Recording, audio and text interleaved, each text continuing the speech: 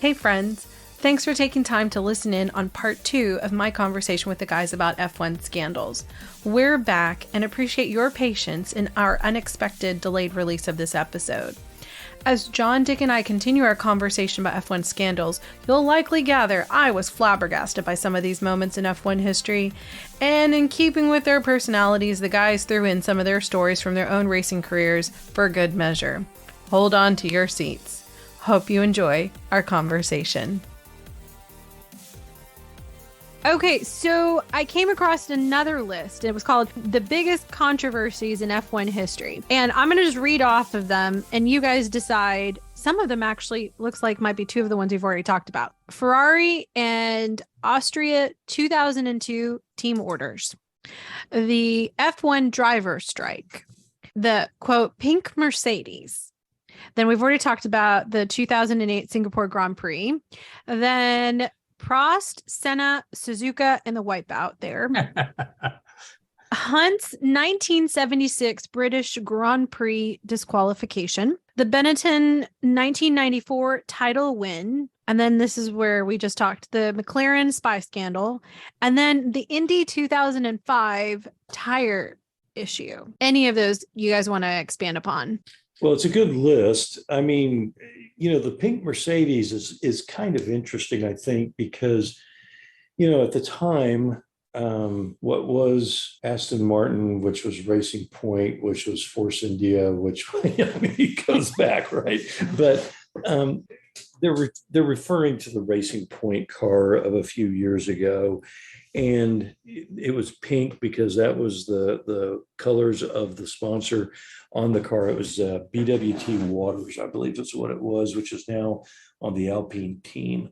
Mm-hmm. But anyway, that's why it was that color. And basically, again, they were using a Mercedes engine. There's a lot of parts that come off of it, come out of Mercedes that go onto that particular car. And it's the same with Aston Martin today. Mm-hmm. A lot of the engine, the gearbox casing, a lot of that kind of stuff is still manufactured by Mercedes and then sold to the very same team, just mm-hmm. operating under a different name. And the car was quite good. And it bore a remarkable resemblance to the Mercedes from the previous year. It was almost, people were arguing, well, it's just a copy of last year's Mercedes. It wasn't, and it was proven that it wasn't. But it certainly stirred up a lot of controversy, and the car was quite effective. Racing Point is the one that Sergio was at before Correct. Red Bull, right? That's when he won at he was in the back of the grid and he came out of, okay. So John, do you agree with the way that Dick just characterized that it wasn't really a pink Mercedes? It was a different car substantively? I can't even say that word, so I won't disagree with Dick. I think it probably, I probably ought to just leave it right there. Yeah. I mean, imitation is the most sincere form of flattery, right?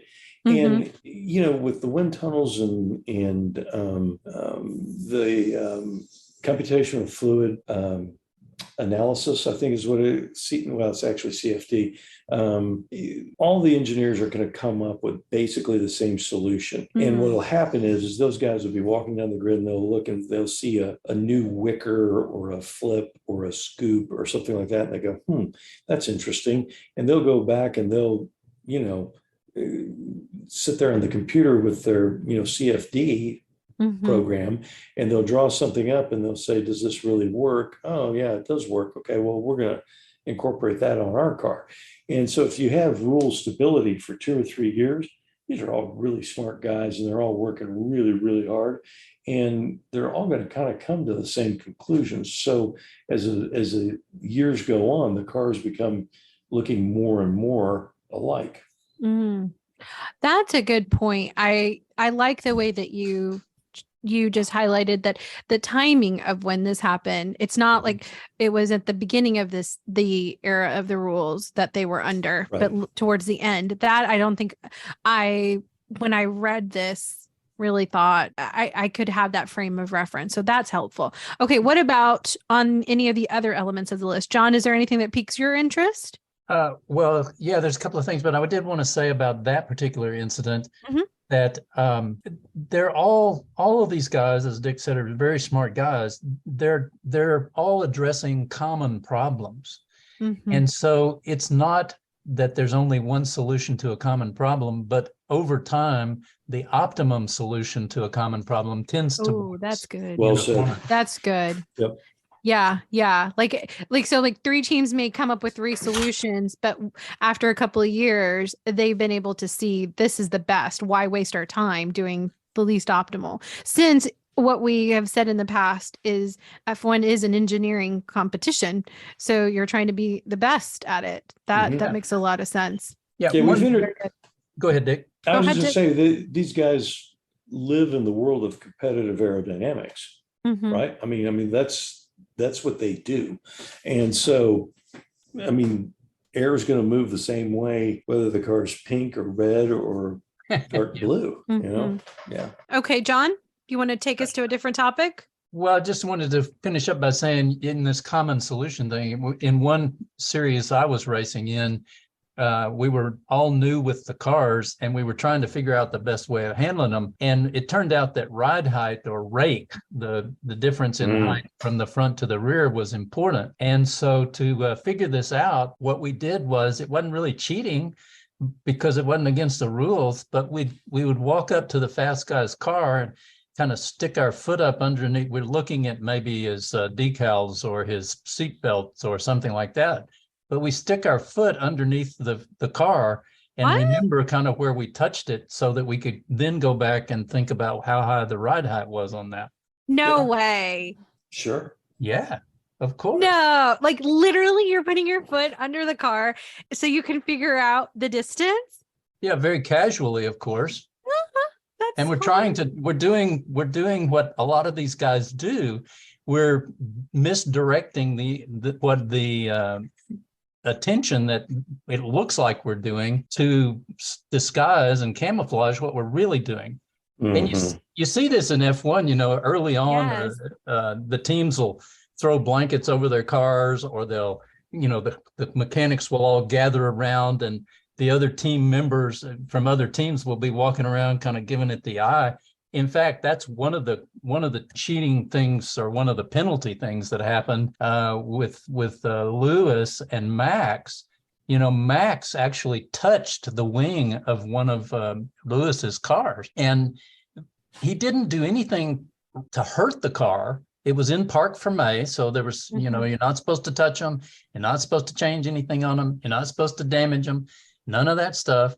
And he just touched the rear wing of the car, because he was real interested in how that car was set up. But he got fined 50,000 euros for that. Wow. I mean, that's serious. That's unbelievable. I mean, and also the craftiness. I'm still processing going there and looking like you're adjusting the seatbelt, but really, or looking at the seatbelt, but putting your foot under there, and then now taking it to the level of F1. Is that why I guess that's why I see some of the memes of people showing like Toto walking around through Parc Fermé, or what is it, Seb Vettel? They had it, some kind of meme that said Inspector Seb. And he was kind of looking at other people's cars. So that's what they were actually talking about. Oh, wow. This is fun. Okay, what else? Well, the other crash gate that we could talk about is Senna and Prost. And that one that one really shows you just how personal this can get, you know, because in '89 at Suzuka, Prost and Senna were really close going into the race there, and Prost didn't like the way that Senna was driving his tactics, and so at the '89 race, Prost did the math, figured out. And he just took Senna off, and both of them ended up not finishing the race. Well, that helped Prost's championship battle. Then in 1990, Senna went back to the same track at the very exact same spot, and all he had to do that year to get the title was to make sure that Prost didn't outscore him. So what did he do? He took him off. Yep. Yeah. Took him out right at the start. it was sort of like, yeah, I don't feel like driving the whole race. So I'm just going to drive straight into Prost and it's over. Wow. Were you guys watching when this Oh, yeah. happened? Oh yeah. What did you think when you're watching this? Paybacks are hell, man. I thought, that's one way to win a championship. Yeah. Yeah. I mean, honestly, at that stage, I've really gotten tired of those two. Mm-hmm. I mean, they were great champions and all that kind of stuff, but that was just sort of like, okay, I'm done. This is just, you guys are a couple of children, So yeah, they were definitely playing outside the rules, and they knew it, and it wasn't good for the sport. No. Mm-mm. Well, that's interesting too, to hear you say that it wasn't good for the sport.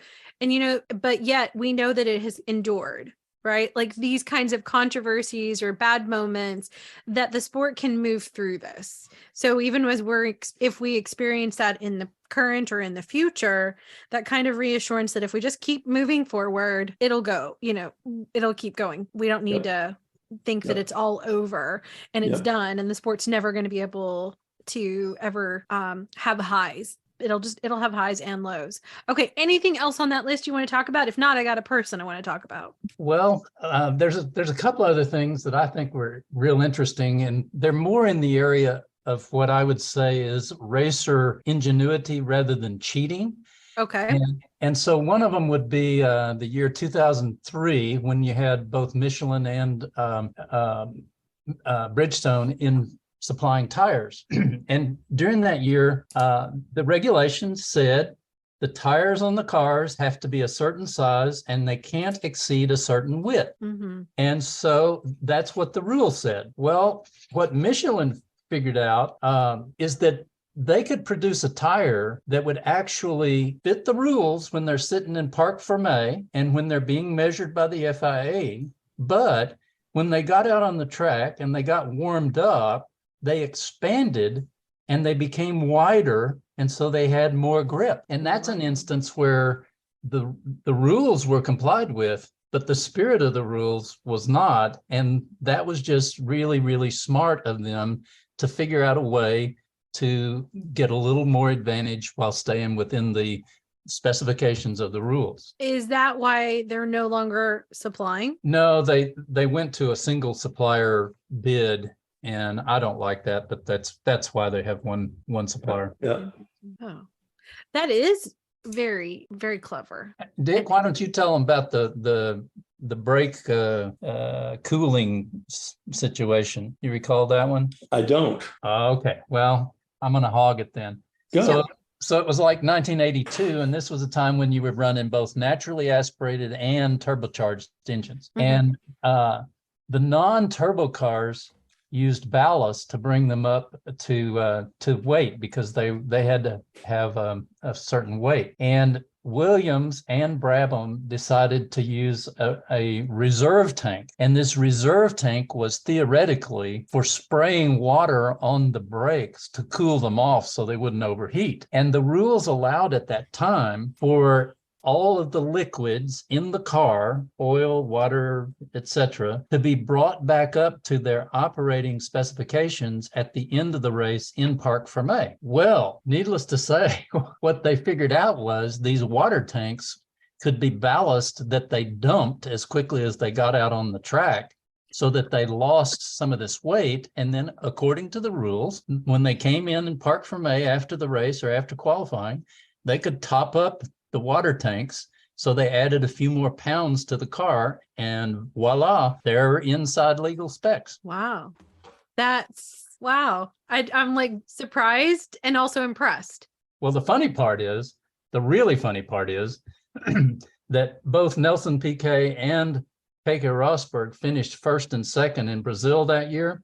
Uh-huh. But they had their results thrown out when the FIA figured out what the deal was. However, it was worse, because by this time McLaren got bumped up to second place, but it had used the exact same technique in their cars.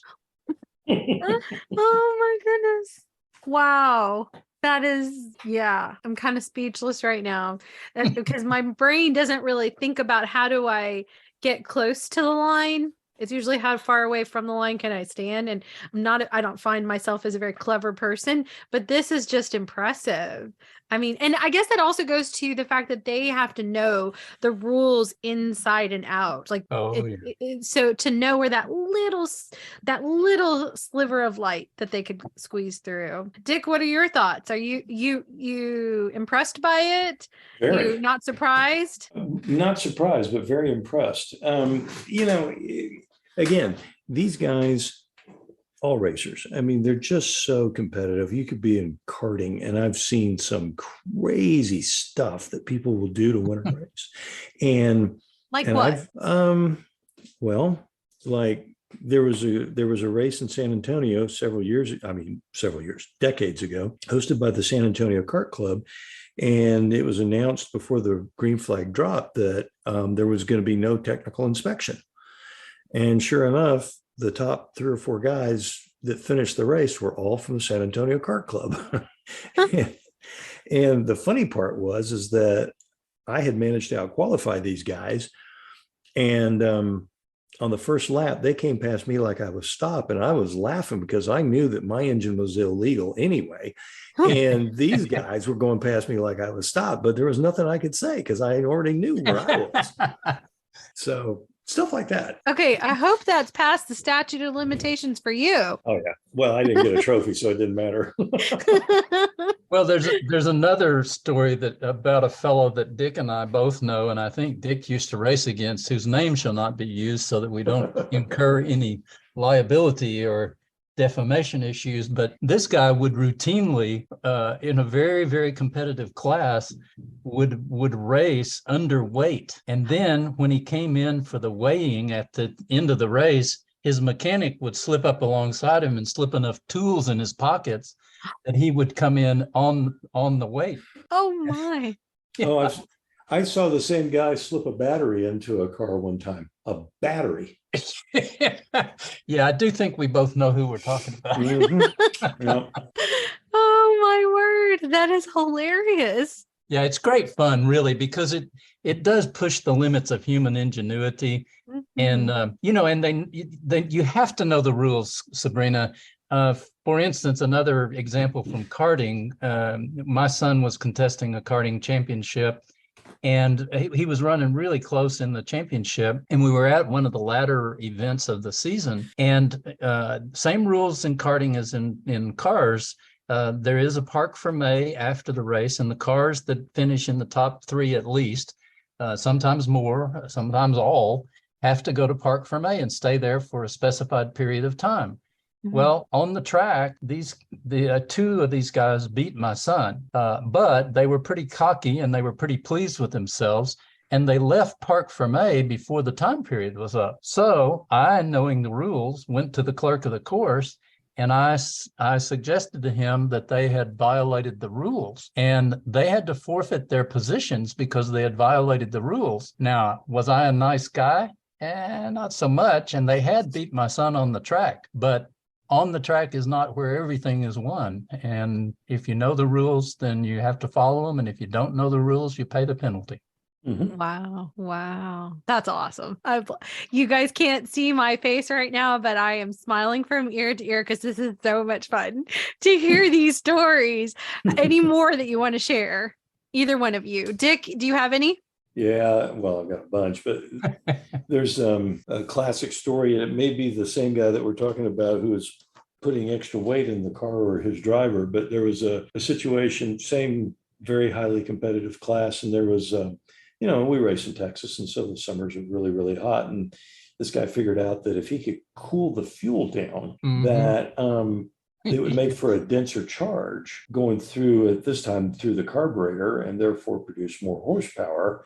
Whereas everybody else, in the heat, they would be losing power. And so he devised a deal using what he called a cool can that basically had a really, really long fuel hose wrapped around this can that was pumped full of dry ice. Mm-hmm. And they would go out, and their gasoline was like mega chilled, right?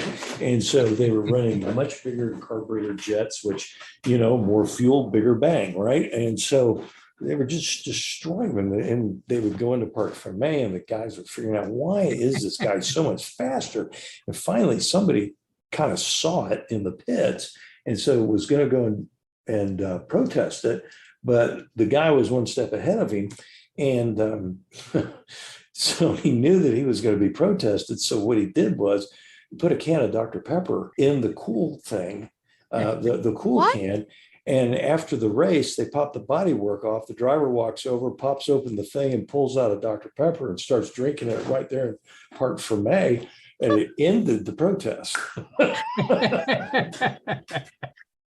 hilarious. Especially it's Dr. Pepper here in Texas. That's great. It's got to be Dr. Pepper. Oh, that's great. Yep. That's wonderful. Okay. So do you want to tell me a little bit about Flavio Briatore? Yeah. So Flavio Briatore, he's quite the character. And he was kind of the mastermind behind the whole Crashgate deal that we talked about. Basically, is the guy that issued the orders. He was the team boss at Renault. And he basically told Piquet, who was not fully in Briatore's favor anyway. And so he said, crash your car or else. And so that's kind of I think the bottom line is that he was the instigator of the whole thing. And in many respects, Piquet Jr. was following orders to keep his ride.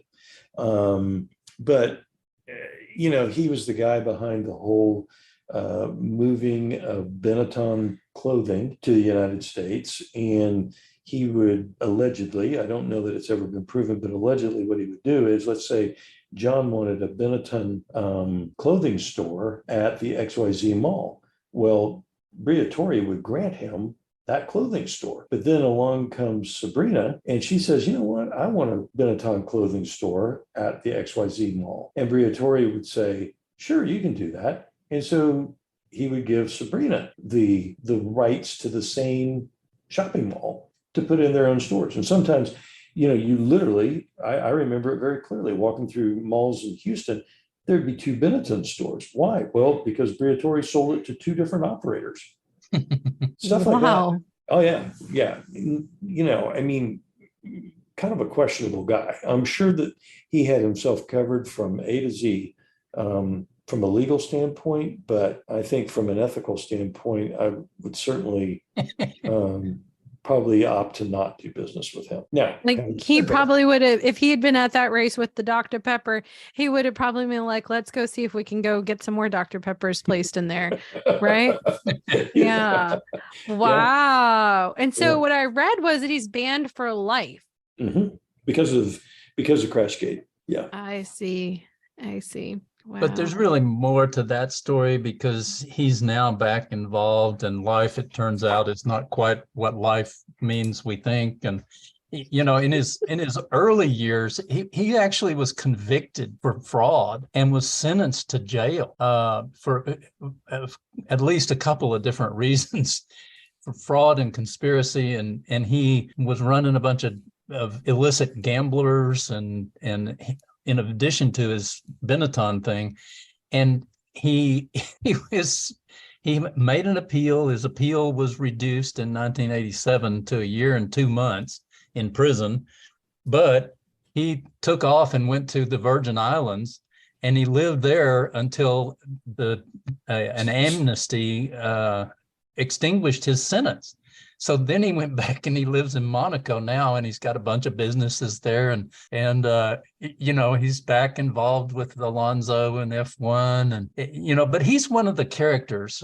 He's not, not to draw direct lines, but Max Mosley, Bernie Ecclestone, Flavio Briatore, a bunch of those guys from that era were such questionable characters that it's the only way Formula One ever really progressed like it did, because there was probably so much fraud, deception, deceit, and skullduggery going on just to keep the teams operating and to pay the bills, that it was necessary in order to keep them alive. And we now have a great sport. It's one of the reasons the rules are so strict, is because of these guys' cleverness in getting around the rules and cheating. Well, okay, so that's very interesting to me because here we're talking about all this color in the story of F1 during that era. And we've talked about this in other conversations that Drive to Survive has brought a lot of the personal kind of drama maybe created as a result of the TV show. But it sounds like there's enough color there that hasn't been discussed. Like this would be a TV series, not necessarily like Drive to Survive where you're following them around, but you could do a reenactment like of all these guys, these characters, and sure. you would have a multi-season. If anyone does this, I have claimed that right now. I should get a cut for the idea of this. But it seems like you would want to have this serial, of TV, not even a movie, because it seems like there's more stories than you could cover in 3 hours. Well, honestly, there was a book written years and years ago, and I don't know, John, if you ever read it, but it came out in the mid-'70s, and it was called Stand on It. And the book was written by, I believe it was Leon Mandel, who at the time was a prominent motorsports journalist. But it was so incendiary that he had to take on the surname of Stroker Ace. And for years and years and years, nobody really knew who Stroker Ace was, but he wrote it as an autobiography of himself, so to speak.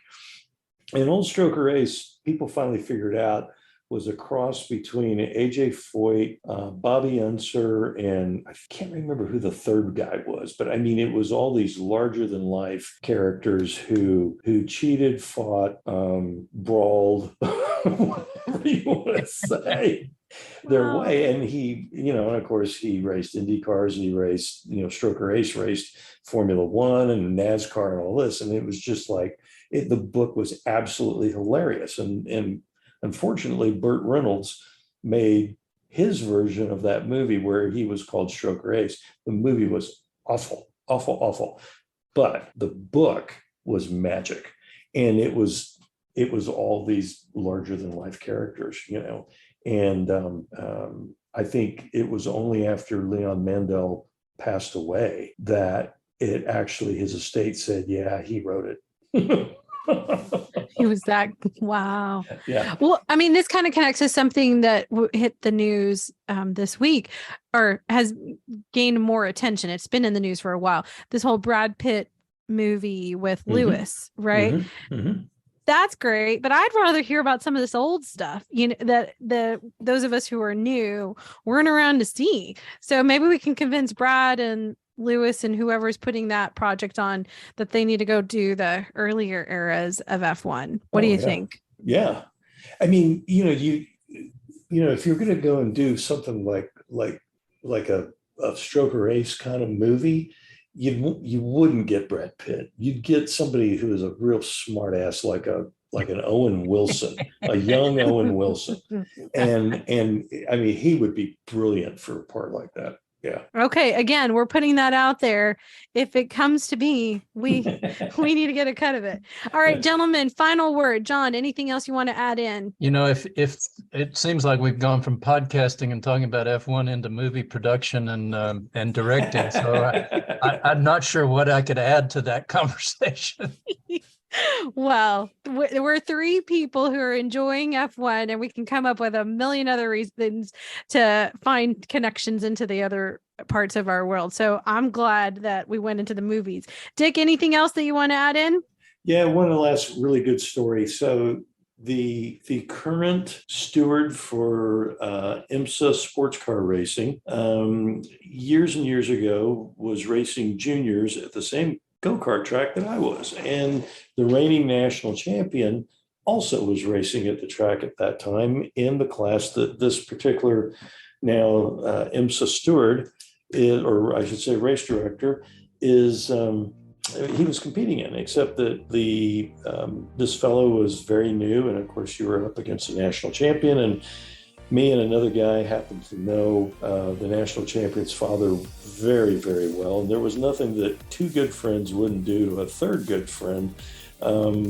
to bust his chops. I mean, it's what guys do. And so we went over to this young man and his dad, and we said, we know how to beat the national champion. Would you be interested? And they said, well, yeah, of course. And so we said, okay, great. And so we put up a big tent around his go-kart, wouldn't let the father and son underneath the tent.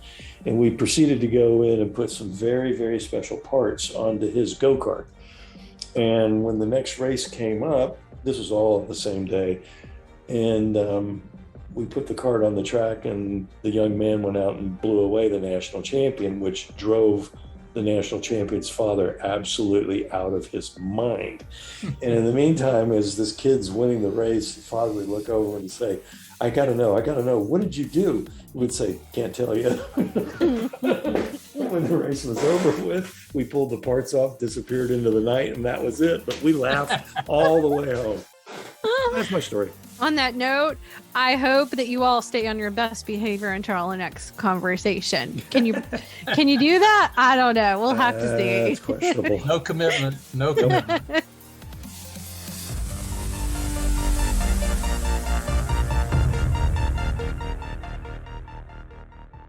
Okay, friends, what did you think of the second half of the conversation? Were you surprised by some of the creativity and efforts to outdo competitors? Did you laugh at any of these stories? And then what about John and Dick's stories from their racing careers? Could you believe them? What do you think about my idea of a TV series that covers this topic? Drop me a line via email, Sabrina@2guysagirlandf1.com. New to the podcast? If so, take some time to catch our earlier episodes. We think if you're a new or casual fan of F1, then you'll benefit from our F1 101 episode. You might also enjoy our series Deep Dives with Dick. If you want to learn a little bit more about John, Dick, and me, then you might enjoy our individual episodes where we discuss our F1 origin stories. And with that, let me say, that ends this conversation. But rest assured, we'll keep talking and you can keep listening in because we're just two guys, a girl, and F1. For John, Dick, and me, Sabrina, thanks for listening.